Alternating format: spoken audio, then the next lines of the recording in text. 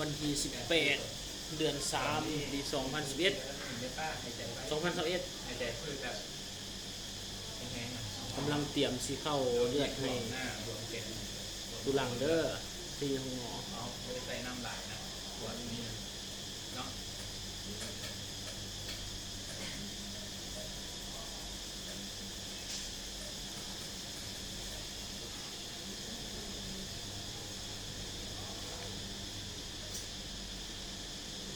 เจ้าผู้ซื่นเดี๋ยวว่า อย่าสู้นะอย่าสู้ลูกหลง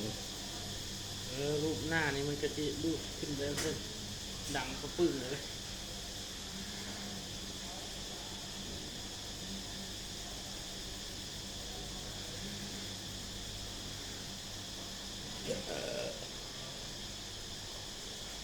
บีบบีบสลังเลยบีบสลังปวดสลังบีบขึ้นบีบ หมดแน่ละ บีบขึ้น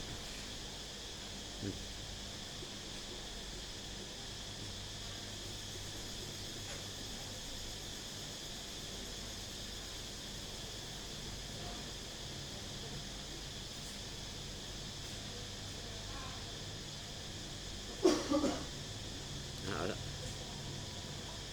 นั่งมาแล้ว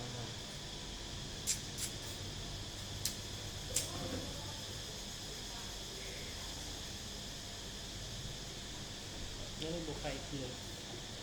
เนี่ยฮะ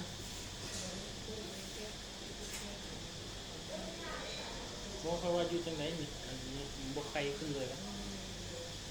ไฟเยอะเยอะเลย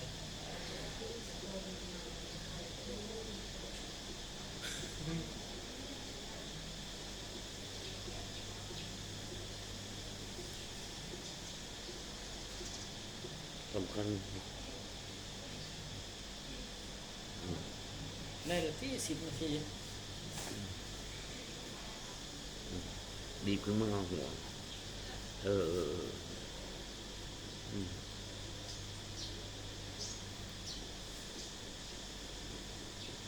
เอาละ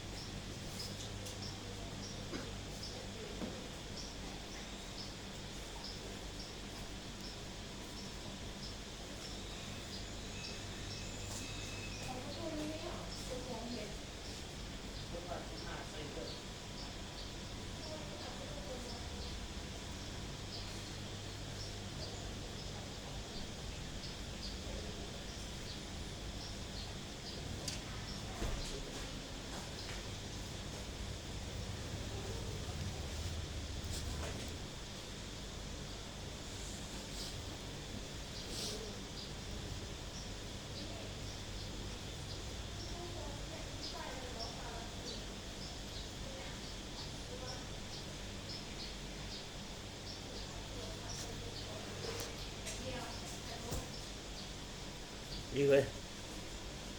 đi ฮะ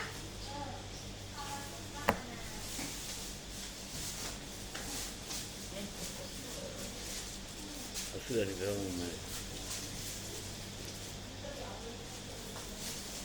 บัวบนลุงเห็นเสือ bố hòn rồi vẫn mong mai bố khó chịu giờ đúng